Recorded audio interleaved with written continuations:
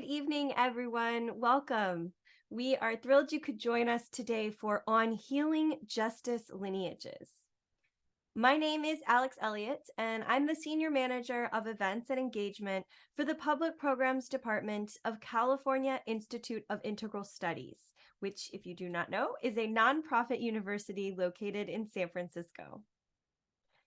As many of us are descendants of settlers, immigrants, or descendants of those who were forcefully brought to this continent, we, CIIS public programs, must recognize and never forget that our university's building in San Francisco occupies traditional, unceded Ramaytush Ohlone lands.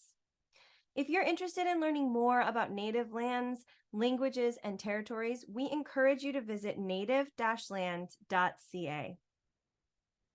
Before we get started tonight, I have just a couple of general tips and troubleshooting items to go over. We are having a live Q&A tonight as part of the conversation, and you can submit your questions at any time using the web form, which is linked in the event description just below this video on YouTube. Our presenters are going to choose some questions from that form after their portion of the event, and we'll try to get through as many as we have time for. You may have noticed we do have automatically generated captions for this event, which you can toggle on and off using the closed captioning button in YouTube. If you're having any issues with your audio or video, we always suggest that you first try just reloading the page. And then if you still have issues, you can actually adjust your video settings right in YouTube. Now, let me first introduce our presenters, Cara and Erica, and then we will get right to their conversation. Cara Page is a Black queer feminist cultural memory worker, curator, abolitionist, and organizer. For 30 years, she has organized with LGBTSQGNCI, Black, Indigenous, and people of color liberation movements. Cara leads Changing Frequencies, an organizing project building power within communities to confront, heal, and transform generational trauma. She is co-founder of the Kindred Southern Healing Justice Collective. She is a former recipient of the OSF Soros Equality Fellowship and activist in residence at the Barnard Research Center for Women. Erica Woodland is a Black queer, genderqueer facilitator, consultant, and healing practitioner. He is a licensed clinical social worker working at the intersections of movements for racial, gender, economic, trans, and queer justice. He is founding director of the National Queer and Trans Therapists of Color Network, a healing justice organization committed to transforming mental health for queer and trans people of color. And now it is my absolute pleasure to turn it over to Cara and Erica.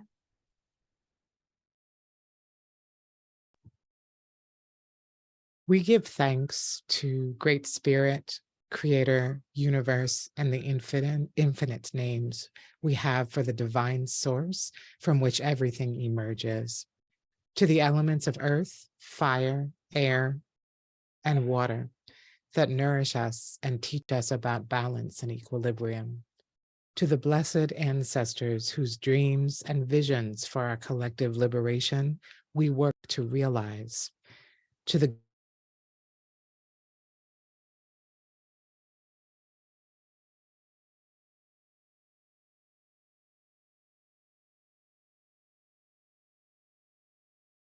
guardians, protectors, and to the survival of our peoples.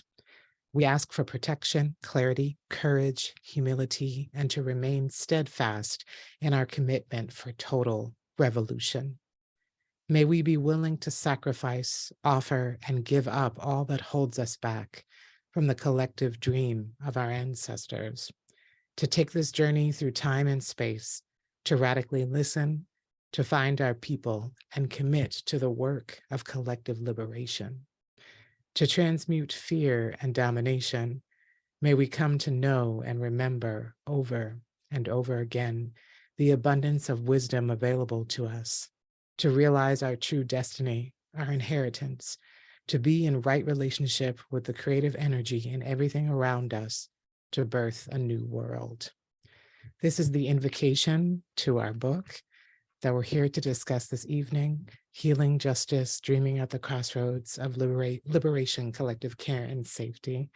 I am Cara Page, here speaking with an orange, purple, white quilt behind me of flowers made in central Mexico.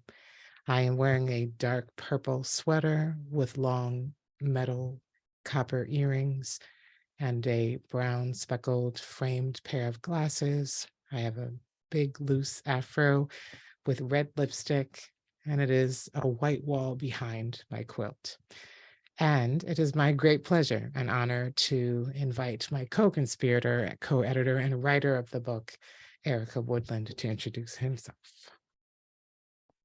Good evening, everyone. Cara, every time you read that invocation, I am so moved, and what an honor to be here with you tonight.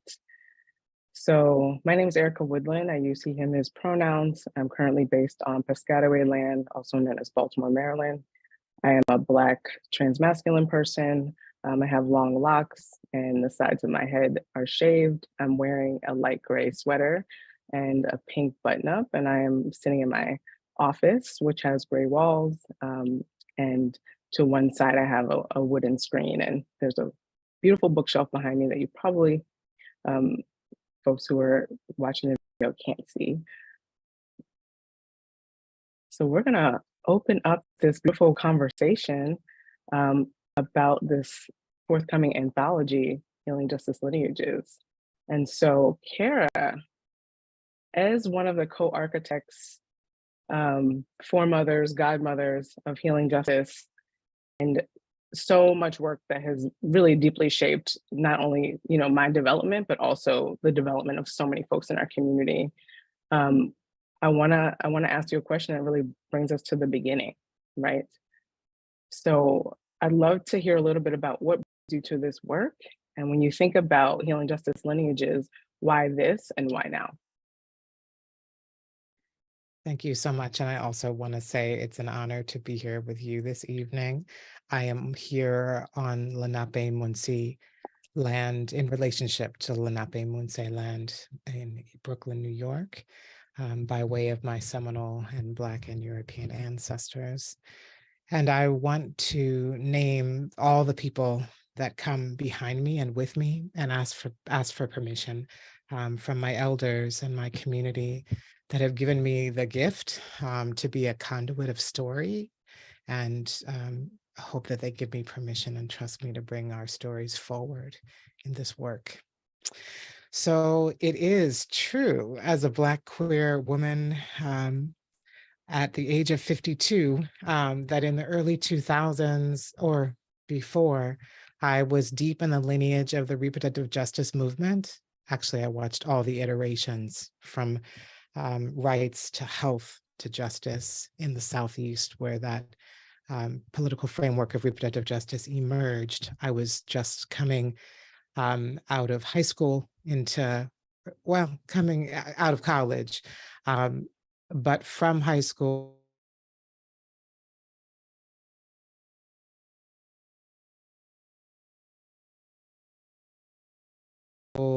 onwards to the HIV/AIDS epidemic of the 80s.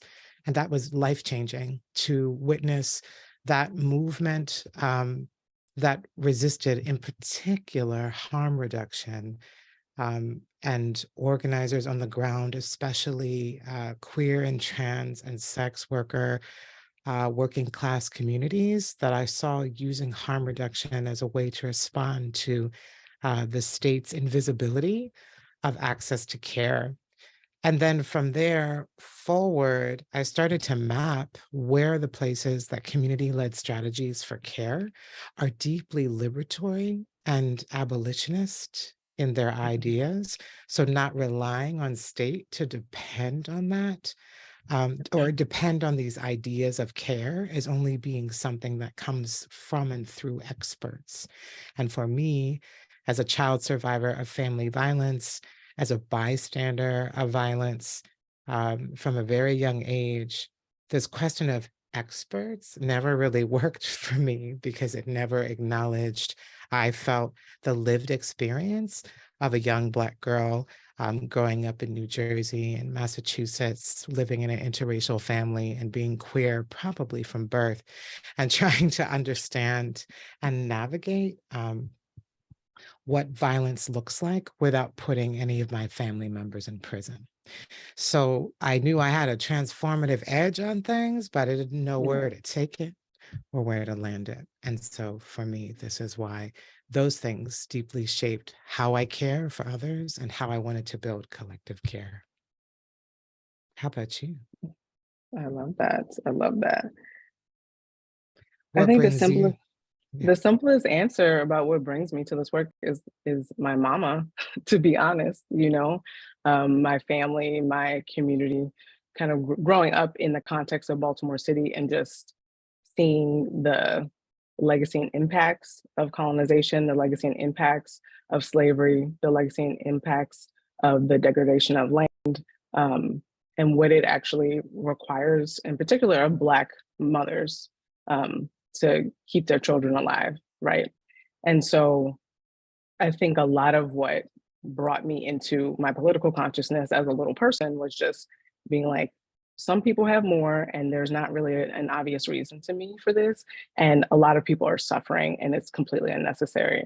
And so I owe so much of kind of how I understand the world to not only my immediate family, but also all the different contexts that I got to traverse as a young person who went to private institutions, right? Went to private school, went to an Ivy League school, but also grew up in poverty. And so those contradictions haunted me. And I was like, not on my watch. And so some of what really brought me into healing justice work is really thinking about the ways that trauma is caused by systems of violence, and really thinking about ways to intervene on that trauma. And so as a young organizer in the early 2000s, doing work around abolition, doing harm reduction work, and really seeing the intersections of both the prison industrial complex and the medical industrial complex, starting to grapple with what does care look like when you are working for institutions that are rooted in violence. And wanting to be in a caring profession, right? Knowing that I wanted to be of service and not being able to find a context that was aligned with my values. And so a lot of that work kind of brought me to thinking about, what is the organizing that needs to happen while we're caring for people so that, our people can be free. And inside of that, seeing the ways that in the early 2000s with the criminalization and surveillance around organizing itself. There was so much trauma moving through the work, there was so much burnout. I had my first experience of burnout at age 24, 25, and thinking about what does it mean for us to live in a world where not only can we have access to the things that we need, right, on a very basic level in terms of care, but also the right and the freedom to transform the conditions. And so when I think about, bringing us to the book, I'm like, healing justice, even before I had that language, was always a part of my spirit, right?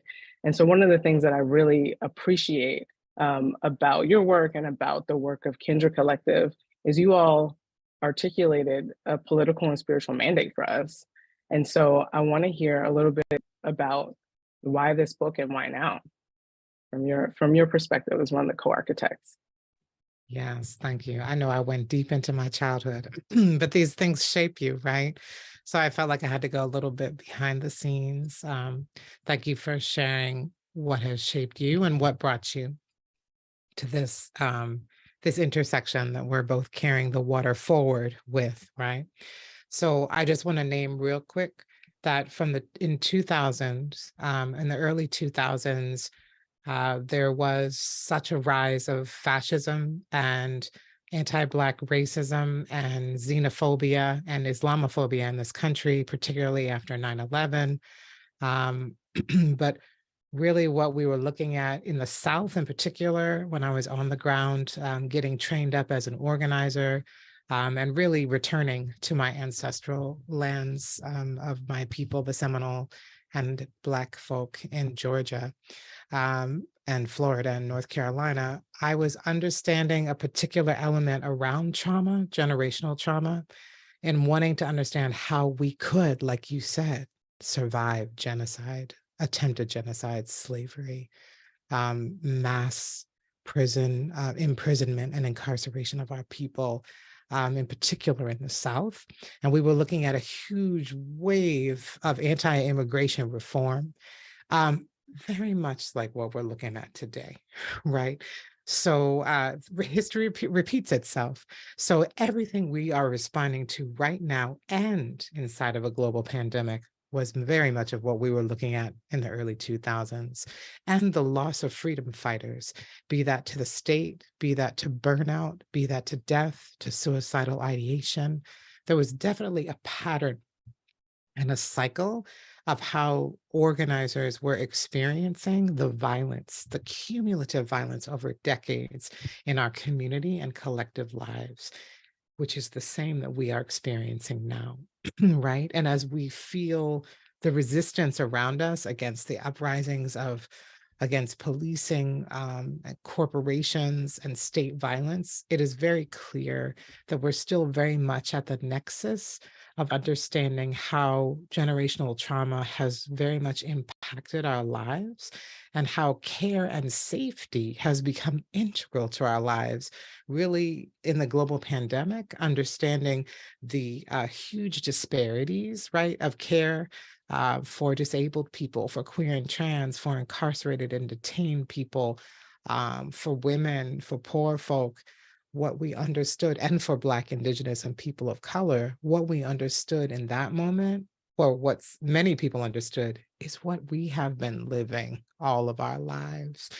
And to really deepen that and say in this book, hey, we are not the tragedy, we are not the crisis, we are not tragic in of ourselves. We have been raised to believe that we are less than human, that we are diseased, that we are expendable. And that call in the early 2000s, when I started to gather story and we started to build the Kindred Southern Healing Justice Collective, and to name healing justice as a political, cultural, spiritual response to generational trauma, towards building power and towards interrupting the framing of people saying that our bodies and our lives were invaluable. And for me, now being 22 years later, looking at the evolution of healing justice, we are still very much in the similar place, not of critique of the system of care, nor we're very far ahead, I think, on abolition and understanding our relationship to carceral state and relying too much on institutions that have used prisons, that have used war, that have used genocide to control our bodies and create our bodies as disease or dis-ease. But we're also in a vibrant moment of resistance and reimagining what care and safety collectively can look like for and with each other, that builds interdependence. And that is the moment we are responding to with healing justice. Yes. And I want to offer here that I want to say that as for me as a cultural worker and an organizer, I think what's very important is working with healers and health practitioners who are inside of these systems of care, and that you, as a transformative therapist and harm reduction strategist and organizer, if you could speak to why this, why now for health practitioners inside of systems, carceral systems.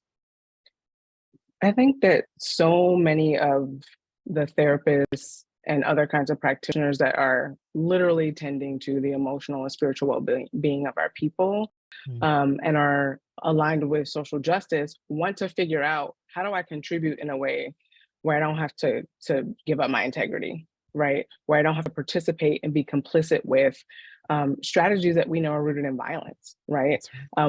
I've had the experience of navigating systems where I'm like, wow, the person who is creating the barriers for me might even be from my community, but because they're in this role as social worker, um, we're disconnected from each other. We're Mm. disconnected from each other. So I think that one of the things I appreciate about the book and the process and just all of the people, both living and ancestors, who helped to make this book possible is that it's just such a reminder of all of the different ways that we can resist, all of the different ways we can intervene. Um, and so with my work with the National Queer and Trans Therapists of Color Network, we're really thinking about what does it take to politicize practitioners, to disrupt the medical industrial complex, to create alternative systems, and really thinking about inside outside strategies. And so because healing justice is gaining a lot of attention, it's becoming more popular, without a text to really ground people, there's a lot of confusion, right? We've talked about it. I call it shenanigans, healing justice Yes. shenanigans. And part of our work in the network is to really think about, in this moment, we actually need a lot of interventions, and those interventions are very specific to what is happening in your community. There's no cookie cutter that's going to work in all situations or save us. And this book is really trying to offer lots of examples to inspire people to do what's right for them with their people in their community. But there are the political frameworks that we need to understand. There's lineage that we need to understand. And when Incutin started, and we were doing listening sessions and asking people about healing justice, a lot of people didn't know about Kindred. A lot of Right. people did not know about your work. And I was like, but wait a minute, these folks are still out here grinding, right? And other people are kind of talking about healing justice, but not honoring where it comes from. And so for me, why now is to really redress and repair some of that erasure, and to actually redirect people towards real solutions that are going to get us free, and to help folks understand the complexity and nuance of this moment. And what I loved about what you shared about what Kendra was responding to is that what we're up to is building power. That's what we're up to, right? Right. And Right. we understand that in order to do that, we have to reclaim and also invent new strategies to transform trauma. And if you are someone like me who went into social work or mental health to help people with all of the contradictions, something like healing justice just creates so much more expansiveness to think about this work. Like, I get to be a whole person. I get to bring my practice. I get to like really draw from so many resources that we are asked to break away from in the Yes. mainstream mental health system. And I think that this is just such a beautiful moment, because as we hear just more calls for abolition, we need to make sure people understand what abolition actually is, right? Because it's popular Yes. now, but in the early 2000s, when we were organizing, people literally were like, no, what are you talking about? Right? It seemed unbelievable. And so the fact that Yes. in my lifetime, we're having this conversation, I'm like, yes, and let's make sure we're bringing the rigor and discipline, right? To really understand what you all have gifted us. Y'all were rigorous Mm. then, and you've continued to be rigorous. And so, um, as someone whose work, obviously has been part of HJ for a long time, but I feel like our network is newer to the conversation. We want to make sure that we're doing our due diligence the way y'all have and continue to. Beautifully said. And I want to offer that this partnership and comradeship to even do this book in such a way that's across spheres and false divides, right? That practitioners like therapists and social workers aren't supposed to be speaking to healers and cultural Right. workers because they're not perceived as healers themselves. How do Mhm. social workers and therapists do healing work? And then how are healers, energy, earth, body based practitioners seen as serious practitioners of health and care. Mhm. You know what I mean? And how do Yeah. we break you are so much a bridge builder for that. And I just want to name that is part of the work that we are uplifting in this book, is going across these false divides and Mhm. figuring out how do we create integrative care strategies that really allow for people to honor their own spiritual and cultural traditions alongside or within Western medicine as they need it so, but not that the construct of Western medicine becomes the only way that you can be cared for, and how Right. limiting that has been. And in some ways, has criminalized all traditions that are outside of it, right? So this is powerful for us to be in relationship to each other. This isn't supposed to happen, right? Right. But we're here for it. Mhm. I'm curious how this book, or how you're thinking around healing justice in the practice of writing this book and gathering interviews and doing your political work at National Queer and Trans Therapists of Color Network, how that has shifted you, and how, as a result of writing the book, you're thinking, how it has shifted you and your thinking around healing justice. I almost want to laugh, because if you write a book about healing justice, guess what you're going to have to do, folks? You're going to have to heal, right? You're going to be asked to confront your wounding. You're going to be asked to confront your trauma and your grief. And I didn't expect that. I don't know why. I didn't expect that. And so some of the ways that that showed up, um, it was really humbling and actually really beautiful, because in real time I got to also share some of that process with you. Yes. I think some of the biggest learnings for me are really around healthism, and the ways that ableism is still very much tied up into care systems that are outside of the medical industrial complex. And Mm. so I didn't realize I was kind of attached to this belief that, like, anything outside of mainstream healthcare, it has to be better. And then I started Mm. to be like, actually, I'm having experiences in quote unquote alternative, medicine spaces or healing spaces where I'm dealing with transphobia, I'm dealing with fat phobia. We're Yes. we're holding up again one model of care and one Mhm. way to be in a body. Mm. And those were largely unconscious, because obviously we've been talking about this work for years together.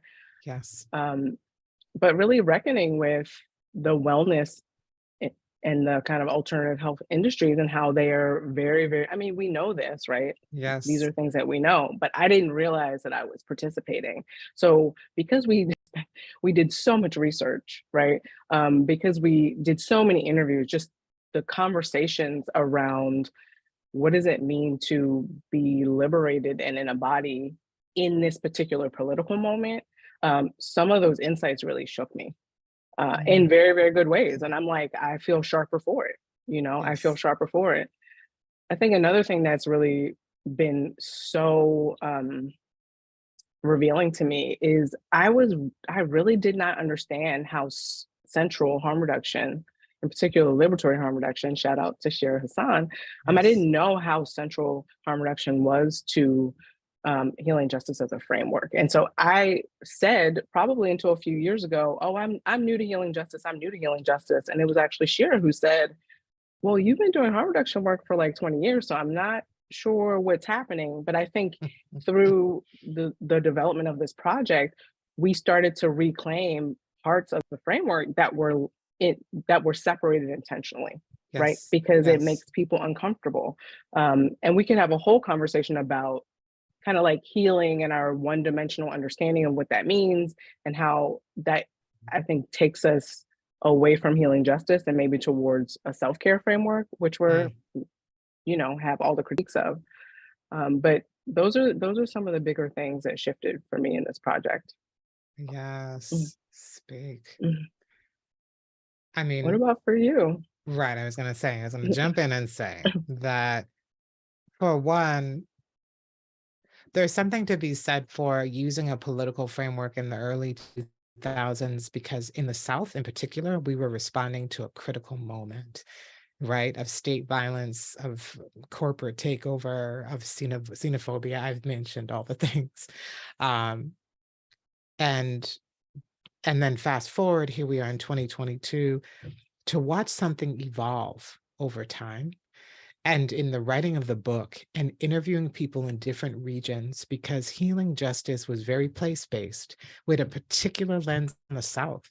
How do you honor traditions of care in the South that are rooted in Black radical traditions, in Indigenous nations, in immigrant and refugee communities that have lived there for generations, but are not valued as contributing to movement through care strategies, through environmental justice strategies, through disability justice strategies? And just to be clear, healing justice could not exist without the emergent strategies of disability justice, environmental justice that were um, building at that time, transformative justice.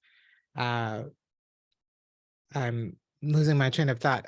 The other, transformative justice, healing justice, excuse me, I'm trying to find the five. Harm reduction, as you mentioned, environmental justice, disability justice, transformative justice, and reproductive justice, right? Reproductive justice and disability justice were emerging movements at the early 2000s.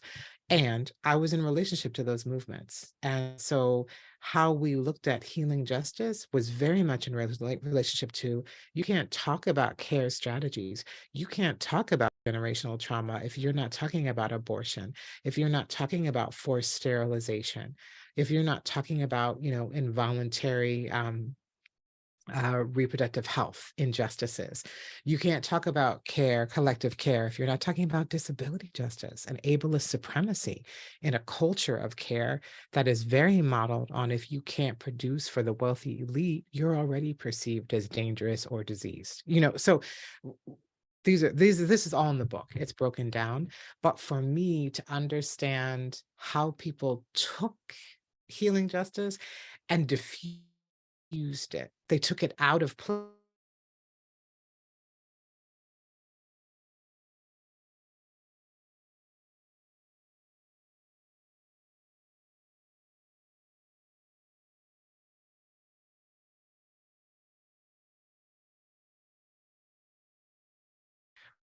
One model.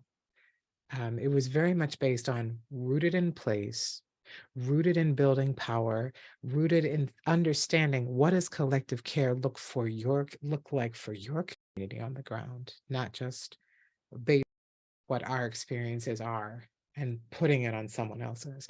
So the book raises up the Southeast, the Northeast, the Midwest, the Bay Area, Puerto Rico, just different spaces and places that have used healing justice as a strategy to build care, collective care and safety work as a response to generational trauma and violence, state violence and interpersonal violence in our lives. And the book for me, as we unpeeled and unpack the stories of how people were using this strategy on the ground, how different it looks based on where you are, based on who your people are, based on what the geography is, rural, urban, what you have access to in terms of medicines and lands.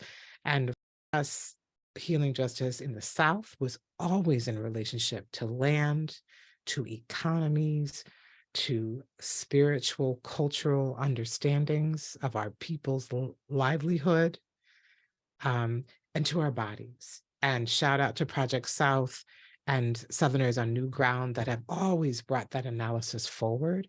And we, as Kindred Southern Healing Justice Collective, when we built and began to expand on healing justice, what it has become now is because people have built that in their respective regions, using that kind of overview of what is our collective land, to care for it. What does it mean to steward our relationship to lands, our spirits, our bodies, and our economies? And as you know, we've learned a lot hearing from different people on what that can look like and what's possible as we hear an ambulance roll by. Right. I mean, one of the things that you've said a lot, and I so appreciate this, is there are also folks who are doing work and they're not calling it healing justice, Oh, right? thank you. That's right. And so just how important it is that, like, some people That's are right. saying they're doing healing justice and I have questions, and other folks, we don't want to get caught up around language, but we do want to anchor people in this is the original intention of this framework, and this is what I was trying to respond to. And I Yes. think through the process of curating this project, I think I've gotten more and more clear about the values and the political intention, and Mm, my imagination has been opened around what it looks like.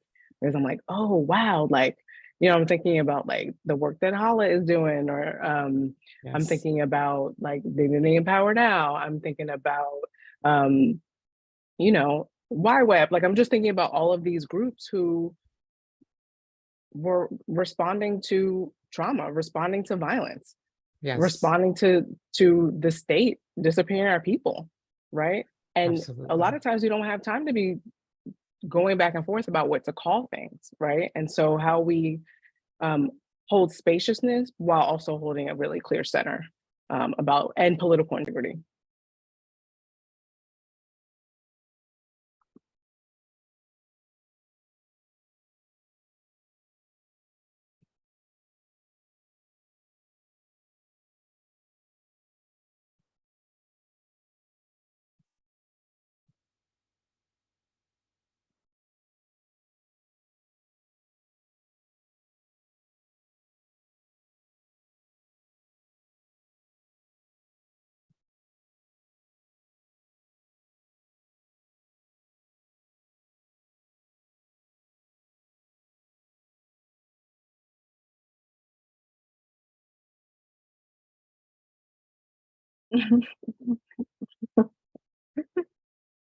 Welcome back. Welcome back.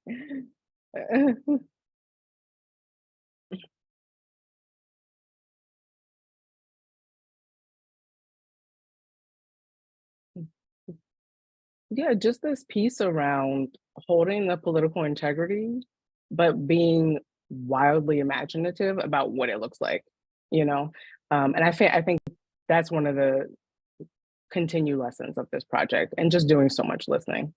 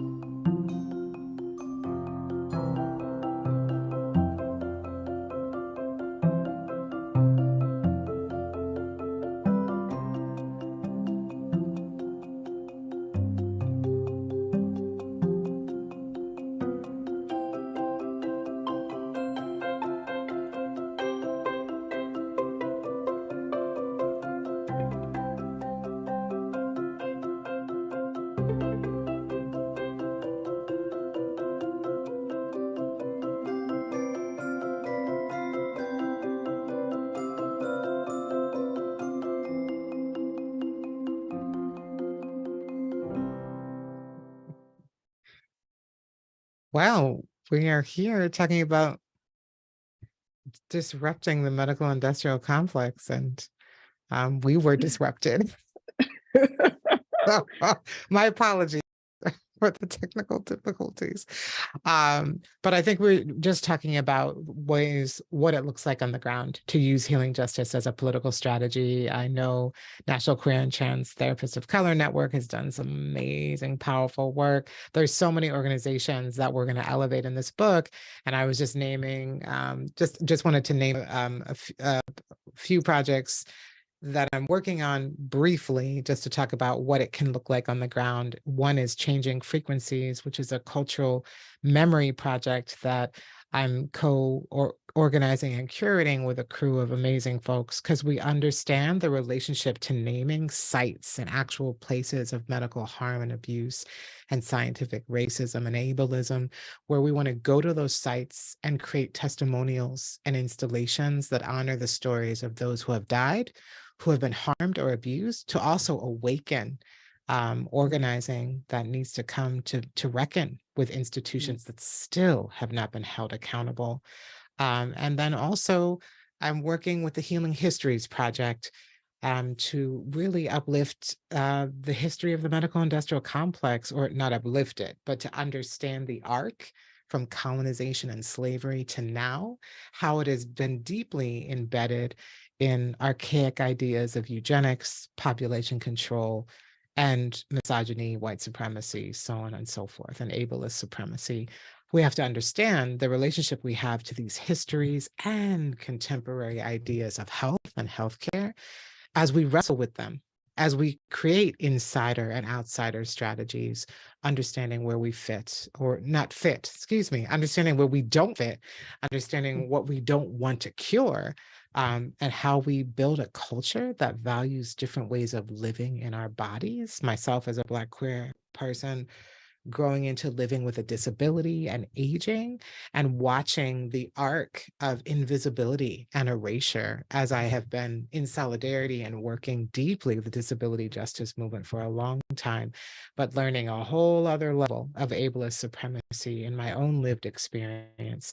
And watching COVID take away many of our people because they were seen as expendable and not valued, and put literally on a D-priority list if they were perceived as having a chronic or long-term disability, that they were put lower on the list for apparatus for breathing.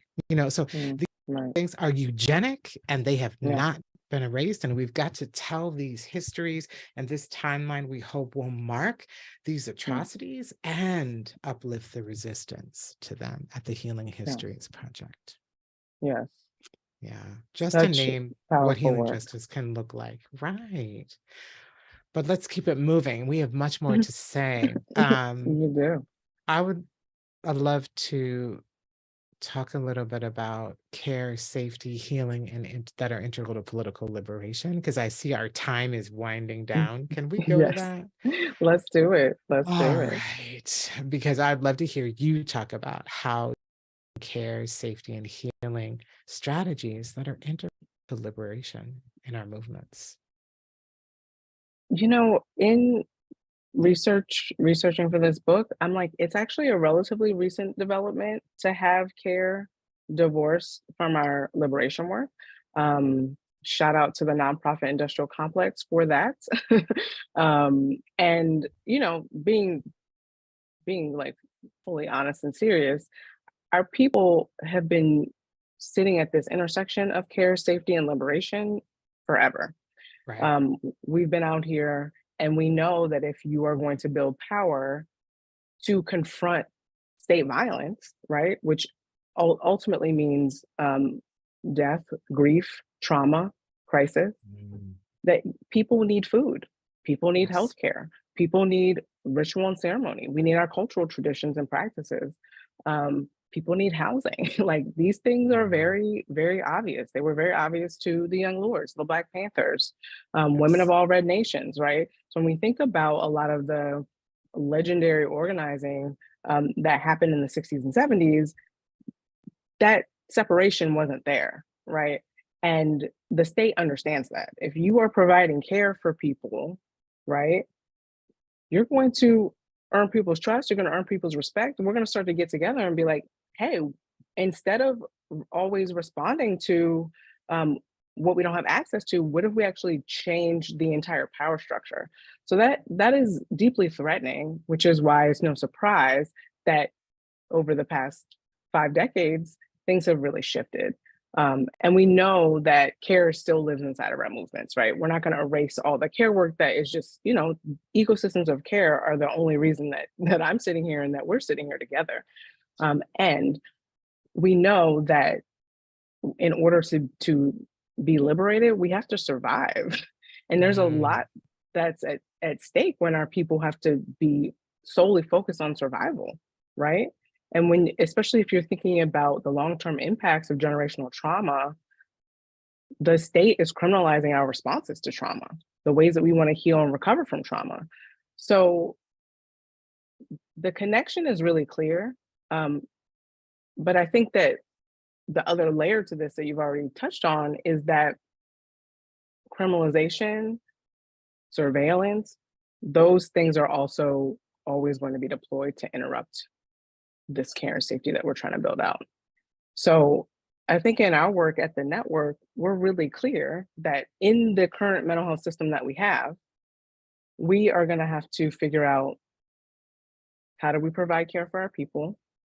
What does it look like to intervene on the medical industrial complex? When do we align with the system to move resources, to make sure our people have access to care? And when do we move outside of the system to do more disruptive action?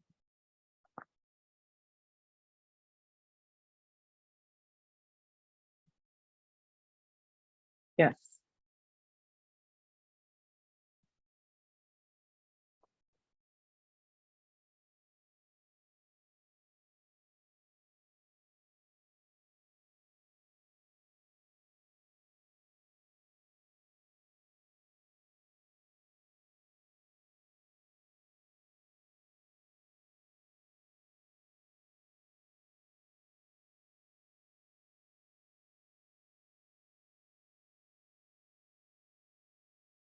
Of color, as Black folks that have been deeply enriched. Our culture is enriched by our relationship to foods, to medicines, to practices like birth working, the ritual of birth work that has been passed down for centuries. Watching Indigenous, Latinx, Arab, Asian communities honor their traditions to medicine and whatever that looks like. But I think we're talking here about, there has been a disconnect on how we imagine ways to share our medicines and our traditions without co-opting each other, without being accountable to one another, or how we are continuing to be respectful while we learn. That does not mean consumptive, but understanding the lineage of traditions, because what we are also witnessing is a crisis of traditions being usurped from their lineage and origin. There's been a lot of critique of yoga. There's been a lot of critique of meditation that's being used out of context without understanding its relationship to political, cultural survival strategies for the communities that it originated from as a practice. So I want to say healing justice, again, is not, it's not all traditions. It can't be. It's merely creating a strategy that holds a framing and a container for us to understand what is our accountability to the legacy and lineage of our traditions, or if we are learning from others, how do we not allow those traditions to be criminalized, or those practitioners to be criminalized, and the places they come from to be enslaved, right? So just to offer an extension to what you're speaking to, and that includes honoring that we as Black and Indigenous people, as refugee and immigrant communities, for many decades have talked about cellular memory. And this idea of science speaking to epigenetics as if we weren't already talking about the relationship to slavery and genocide being passed down in our cellular memory and experience of our bodies as we exist now in real time, and what our ancestors went through, that type of violence and memory that's in us on a cellular level. And my teachers, my elders of Black and Indigenous descent that always taught me that. And now epigenetics as more a white Western model saying, look, this is true. And We've finding discovered it. right? We've discovered and finding value in that. Now, we don't go into detail in that in the medical industrial complex in the book that we talk about.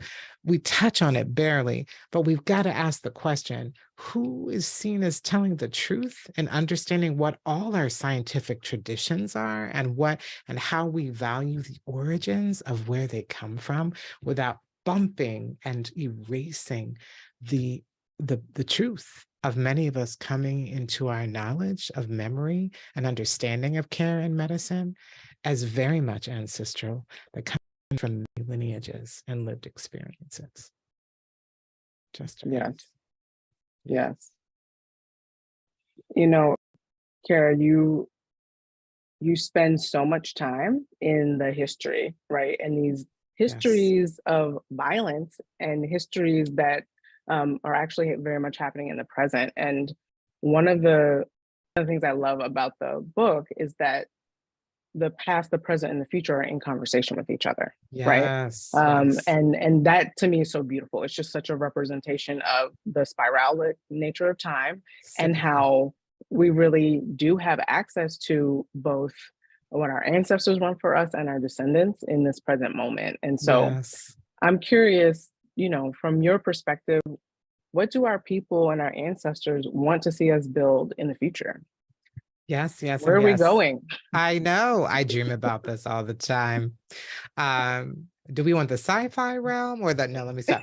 But essentially, I want to say that having done this work for some odd 22 years on healing justice, but then before that, harm reduction, care, liberatory work, I'm still looking for the infrastructure that values different ways of being well, or well is a tricky word. I don't want to use healthy either, but care, let's just use it. Collective care and safety, even healing it can be very triggering for many people.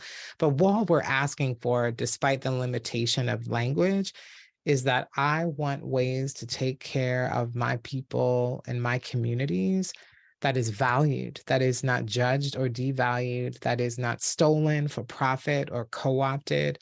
I want our medicines to exist without being taken by big pharma and sold back to us. And I want to feel like we can understand ways to build collective strategies across spheres, like we talked about, across Western ideas of medicine. How do we value different ways of medicine and being in our bodies, our lands, our spirits, and traditions of economies that are survivor-led, that are Black, Indigenous, people of color led, that value our abilities and genders and sexualities in ways that don't set forth a curative model of care. So that's a big ask. People say, what are you talking about? And I say, this is possible, that we could dismiss old ideas, archaic ideas of body and healthy, in quotes, and really just blow it out the water and say, how do we learn differently about what it is to build care that is that values the collective co-design of our lived experiences and doesn't try to create one model. And so for me, I need infrastructure. I need for us to have things in place that decriminalize practitioners and medicines in our communities so that in a decade, we are not looking at the same type of struggle inside of a global pandemic.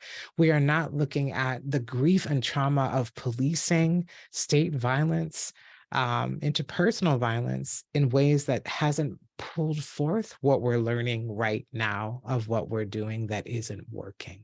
Let's not go back to the same. What do you think? I mean, I know you also dream about this all the time. I do. Yes, I do. yes.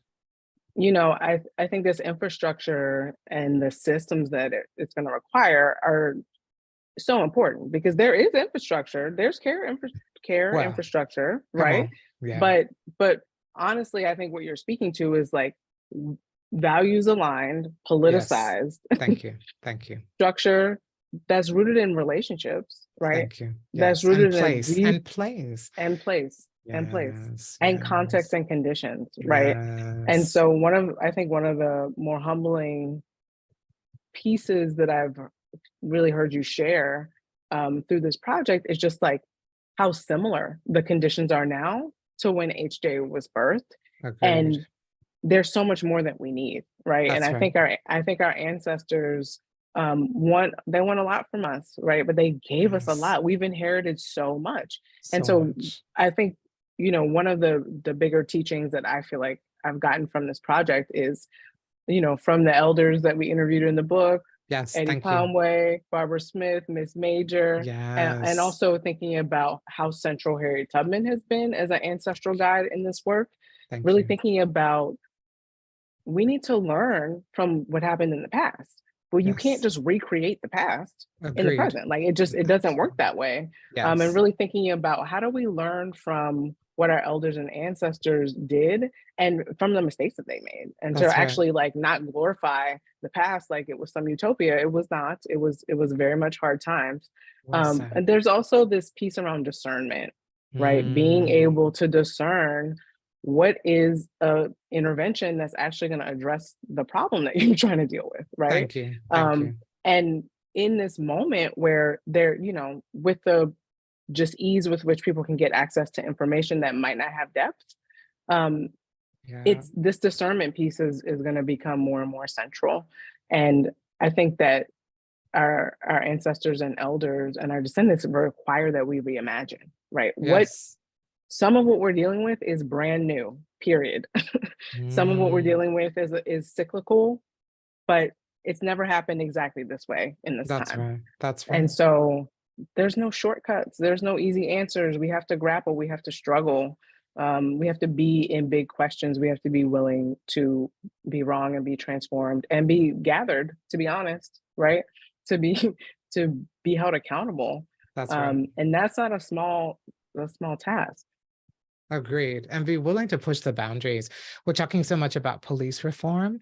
We're talking Mm, about abolition. Let's talk about then what does it mean to abolish a medical industry that's caused harm and abuse from experimentation, from forced sterilization, from different methodologies that have put people at risk and have forced involuntary designs based on curing and fixing.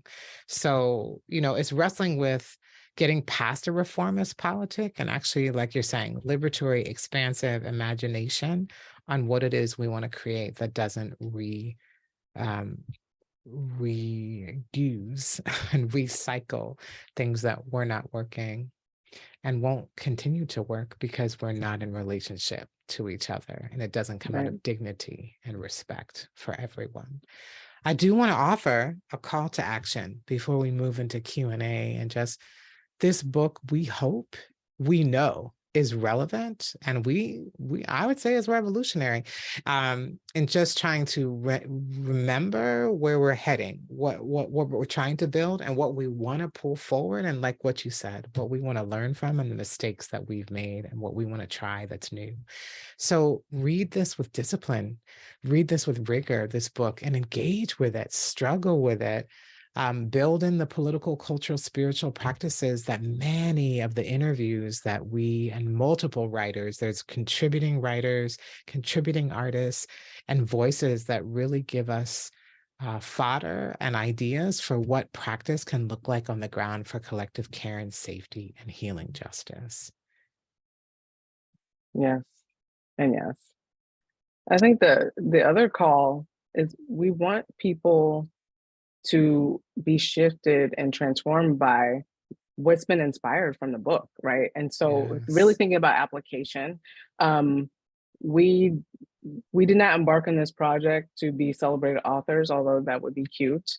Um, we this is an offering for our community because for years and years and years, we've been having the same conversation, and now we have a place that can hold at least a snapshot in time of where our thinking is in this moment, and we hope that it will change. Yes. I think one of the things that we wrote in the book is like, we need co-conspirators. We do not want to be Yes. heralded as the heroes of healing Experts. justice. That's right. We need people to put in work, and to really think about, how are we assessing context and conditions? How are we assessing risk? How are we thinking about collective care and safety strategies that are outside of state? For Yes. folks who are working in institutions, we're very clear. We need inside and outside strategies. So if you're working in institutions, who are you accountable to? Right. How are you engaged in movement building work? And how are you thinking about your role so that you're no longer complicit? And you have to do that in community. You have to do that in relationship. Yes. And just finally want to give a shout out to all our co-warriors that helped to pull this book together, as you said earlier. And we will be doing a Healing Justice Lineages listening tour and digital archive. So please follow us on our website at healingjusticelineages.com, or on social media at IG, Instagram at HJ Lineages. We're taking an 8-city, 8-month tour, I like to call it, that launches in April, including Atlanta, Durham, North Carolina, Detroit, Chicago, the Bay Area, LA, Baltimore, and New York City. We know that's just a swath of the many regions and stories that are embracing this work. And we're out here. Invite us, bring us along. But this is where we're starting the journey as we continue to share the knowledge and the memory of healing justice and collective care and safety. Yes. Anything you want to add before we jump into Q&A? I think just that the listening tour, we anticipate, and we will be gathering more story. And we actually are launching a digital archive to hold that story. Again, we want folks to have many examples. We want folks to see in real time, like, what are the questions folks are grappling with on the ground in Chicago or in Baltimore, or in Albuquerque. Like, we need to be in deeper relationship with each other around not just the work, but also the struggle that is required to actually do this work well. Fantastic.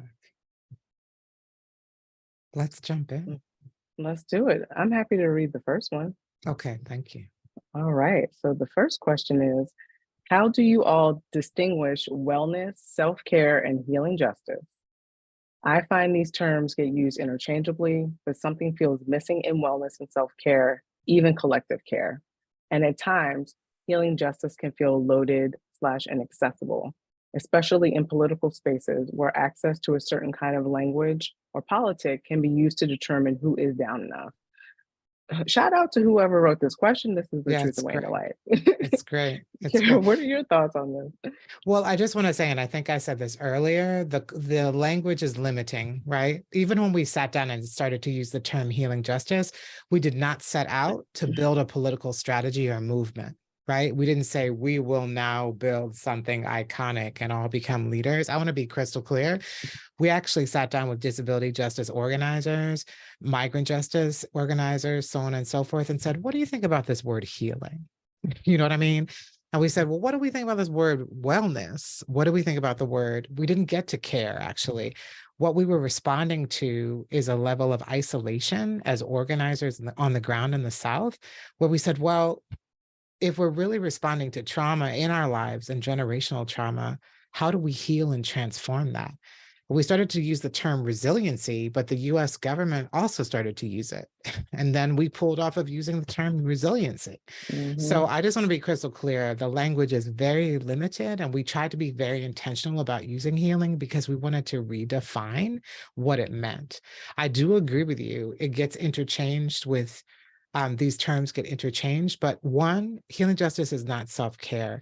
It was meant to be a collective care strategy. Let me roll that back real quick.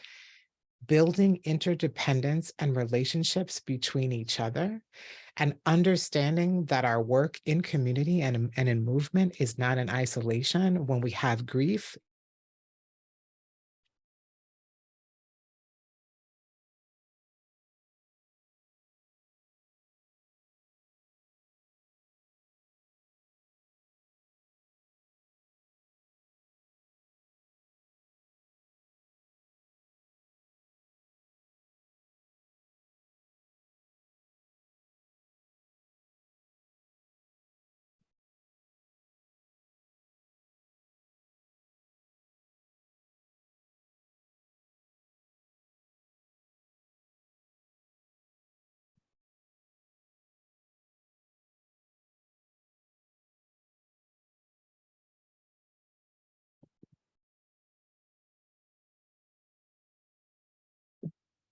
Grief. Yes. I was on the edge of my seat.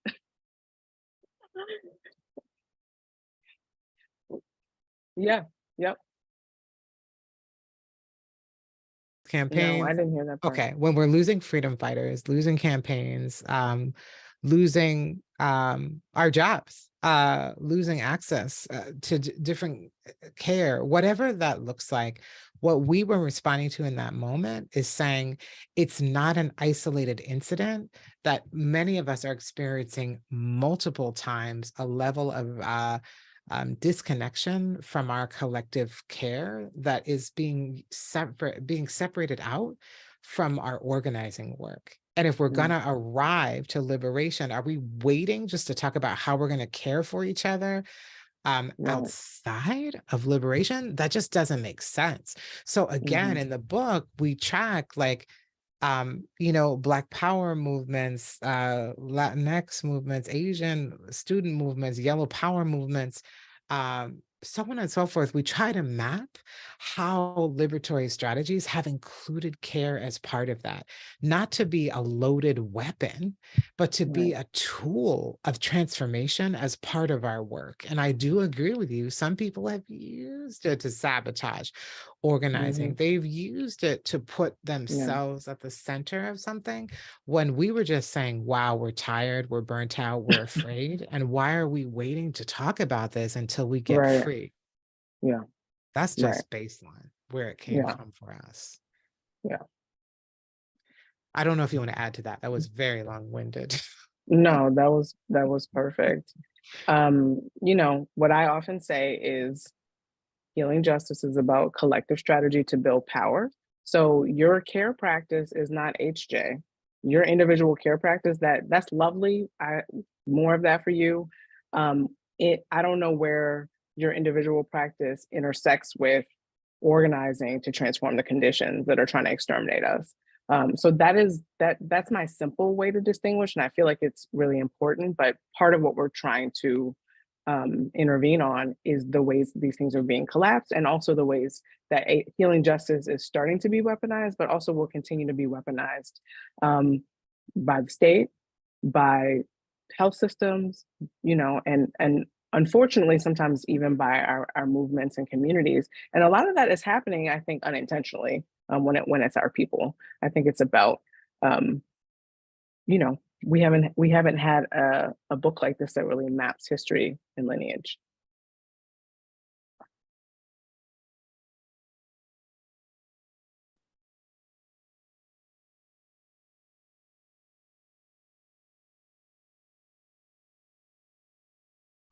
Apology is wonky because I have full bars, my friends. So my apologies. I know that you answered that question gorgeously, so I think I should read the next one. Yeah, go for it. Question from Misha. Peace, Cara and Erica. I'm grateful to you. Hello. I'm grateful to you both for your work and your impact. I learned about healing justice in 2017 and still learning every day. Yes, we all are. I am working to find the most appropriate and effective way to have the framework guide everything I do as my career begins and as I continue grad school. So your book is vital and timely, and I'm pretty sure it will be my quote Bible, unquote, LOL. My question is, what can people do to make sure we are doing right by the lineage, aside from always ensuring the foremothers, leaders of the movement are respected and acknowledged? Hear, hear. Thank you. If we want to create projects or organizations that use healing justice as the guiding framework, right? How do we do it well and honor lineage? I love this. I love this. It's good. You want to take it? Sure. I think the acknowledgement and naming is so important, and also directing people to the source of work. So anytime I'm saying anything about healing justice, I'm like, so here's the link to Kindred Collective. Here's the link to Changing Frequency, and you need to know about Cara Page. I think when you're in positions where you have access to power and resources, making sure that you are lifting up the names of people who are part of the lineage to direct resources to those folks. It's been really amazing to see the number of times folks who are very new to something like healing justice get pulled into conversations where, you know, the folks who gifted it to us are not even present or known of. So I think some of that is about how are we intervening around some of the power dynamics that are inside of this moment of co-optation and erasure, and really thinking about, you know, how would you want to be honored for your contribution to this planet, right? Um, Yeah. what are the ways that you would feel affirmed and seen and loved for the work, the hard work that you've done? But I forever think that, like, naming, directing people back to the source of information, being clear that where you got things from, naming your teachers, those are all really important practices. And then, you know, when people come to Incutes and like, y'all are, you know, you're doing healing justice work, it's like, we just got here. We're 7 years old. This HJ Right. has been out here for a long time. And so, yes, what we're doing we think is cool, but you need to understand um, the context also in which the lineage emerged. Yes, and just to add to that, I just want to say Kindred Southern Healing Justice Collective has actually been on hiatus on practice right now, and we've been deep in study and archiving the relationships that we built over the last couple of decades and the lessons that we've learned. And that process has been deeply humbling, you know, the disconnects, the bridge building, mistakes, the powerful work we did, all the things to go deep in. You have to just constantly be in relationship to community Yeah. and really remember that your role when it comes to healing justice is actually to understand what your relationship is to the community and not do the work in isolation. And I say that very intentionally because people often say this is self-care. And I say, no, self-care is important, but that was already moving. We were asking the question, how are we in relationship to each other when we're taking care of each other? What are the conditions to respond to crisis or to intervene on the needs of our communities? And how do we map risk to take new ideas of how we even build care strategies? What are the risks we have to assess for the practitioners, for the people we're trying to work with?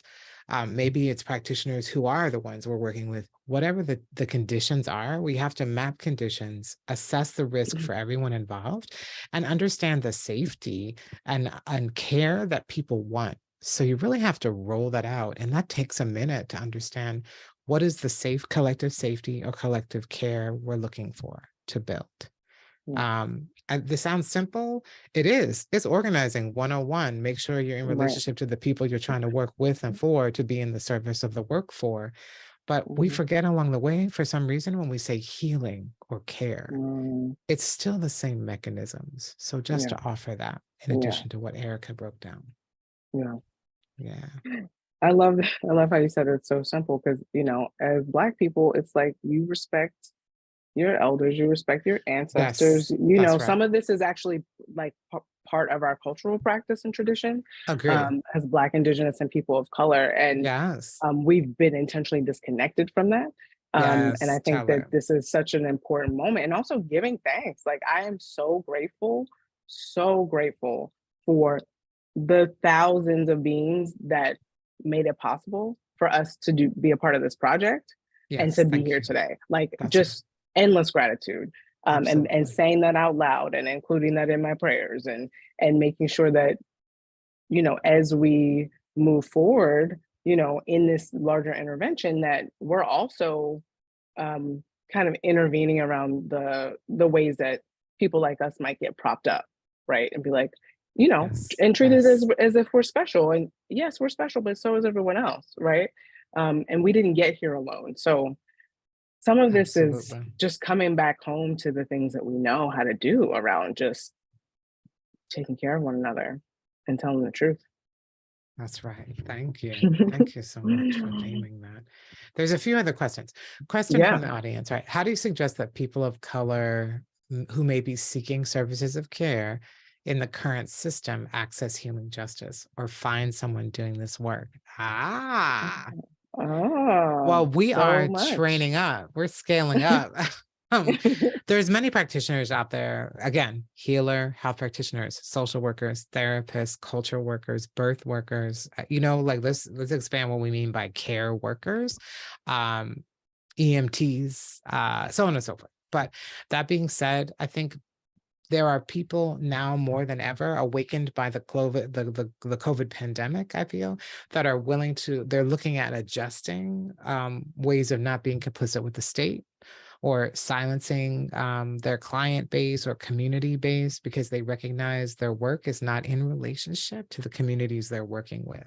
So there's a lot of, this is an awakening moment, and we're not here to judge those people. We're actually here to ask the question, okay, how are we going to build up skills so that we can work more together? And I think we don't need a lot of people to be doing healing justice per se, but we do need people to explore care strategies that don't re-perpetuate harm and abuse on our communities.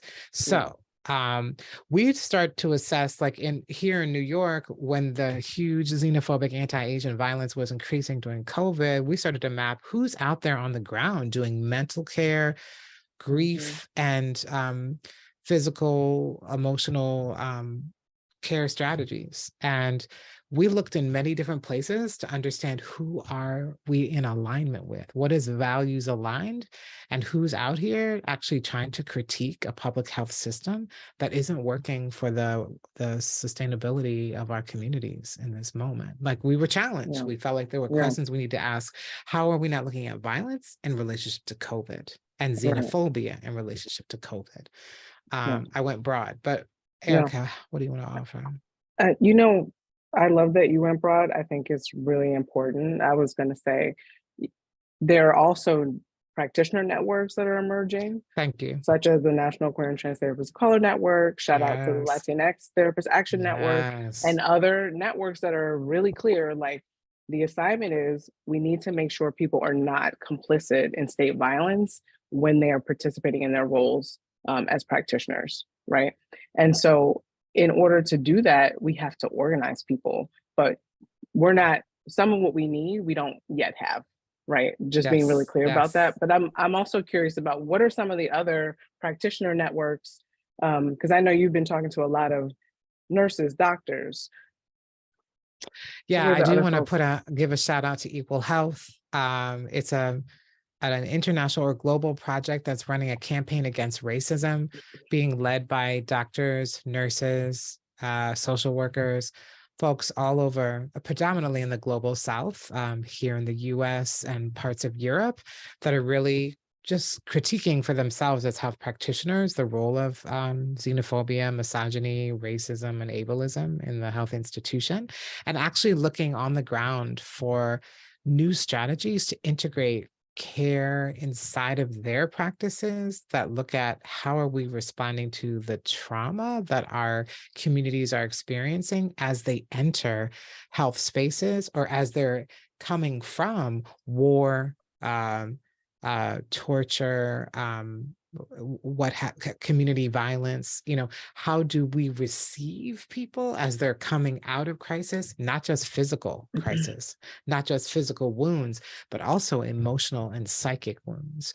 So with that element, it's very exciting to work with practitioners, health practitioners that really value the relationship to different kinds of healing strategies and want to explore ways to critique their institutions internally and externally. And they are truly abolitionist and looking not to perpetuate the criminalization of people, including using disease as a way to weaponize against people of color. Ooh, what are some books you recommend, or people we can follow to learn more about this topic? Yes. Well, so glad you asked. There's definitely Shira Hassan, who we've mentioned the book multiple times. Let me just make sure we're giving the correct title. Saving Our Own Lives. A Liberatory Practice for Harm Reduction. Thank you so much, by Shira Hassan. Liberated to the Bone by Susan Raffo. Wow, there's so many books. Hold up. Who else? We could go back and forth. Back and forth. There's a book coming out by Mariam Kaba and Kelly Hayes. Now we have to find the name of that one. I know.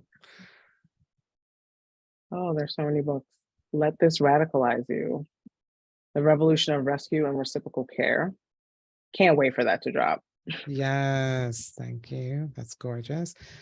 We also rely deeply on books around prison abolition, such as No More Police, A Case for Abolition by Andrea Ritchie and Mariam Kaba. I feel like there's multiple books we've named, but I can't put my hand on all of them. I think another one that comes to mind is Beyond Survival. Thank you. Fantastic. By Aisha Shahida Simmons. No, Ejer. Oh, sorry. Beyond Survival. I'm thinking of the wrong one. Sorry. No, Yes. that's Love and Accountability. Love and That's Accountability by book. Aisha Shahida Simmons. And then, yes, Beyond Survival by Ejer Dixon and Leah Lakshmi Piparaz.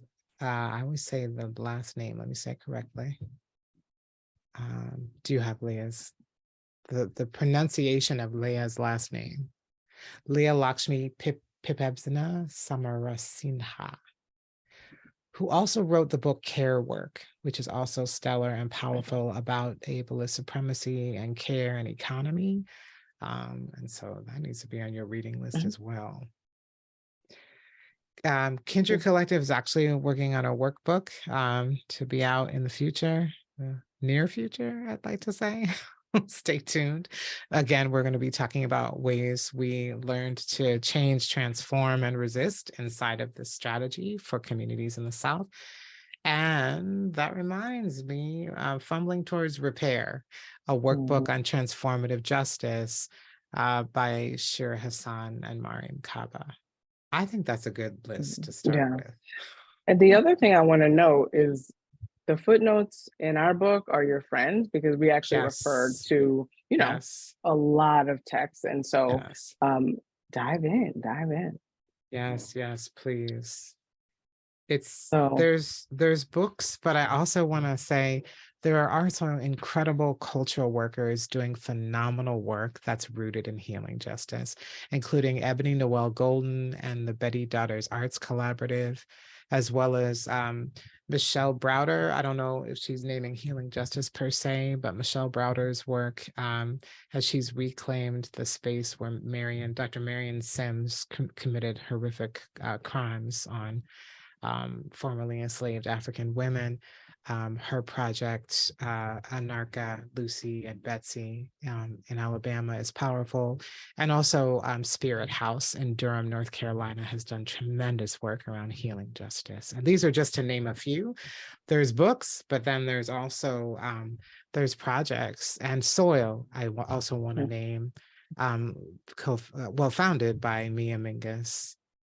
And they are doing phenomenal work around child sexual abuse and transformative justice and looking at healing justice as part of that work. Excellent. That's where to start, but it's going to grow. And follow our digital archives at healingjusticelineages.com. Yep. Shall we get into this last question? Yes, we shall. All right. What ways do you care for yourselves, or what practices do you have for caring for your mental and physical health as you do this work?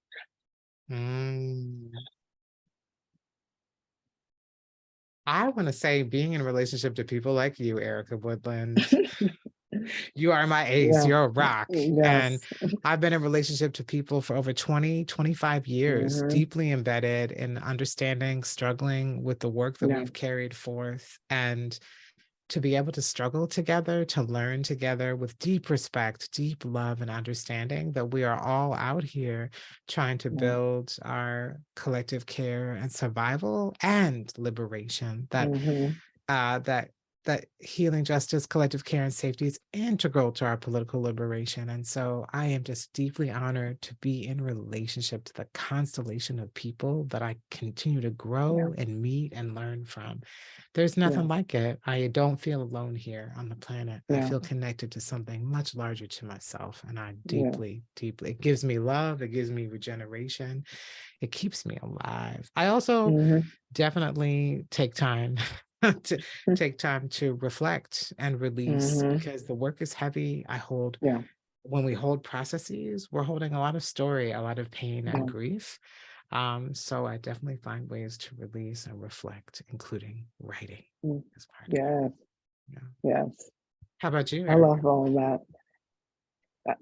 I would echo what you shared. I think for me, it's the land for me. So if I can Yes. be outdoors, Yes. any body of water, mountain, all kinds of trees, like I That too. feel That too. so deeply seen and reflected when I get to just be in reverent relationship to the natural world. So it's always fun to do that and also do that with you, right? Because Yes. the land has Yes. been such a central teacher in this book and in this project. So I'm excited because we're gonna be able to make a lot more memories with this tour coming up.